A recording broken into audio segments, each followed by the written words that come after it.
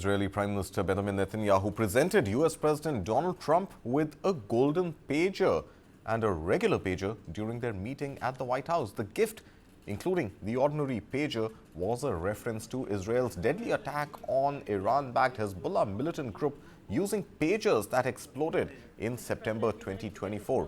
Impressed by the gesture, Trump said that was a great operation. In return, he presented Netanyahu with a framed photo from their visit inscribed with a personal message to Bibi, a great leader.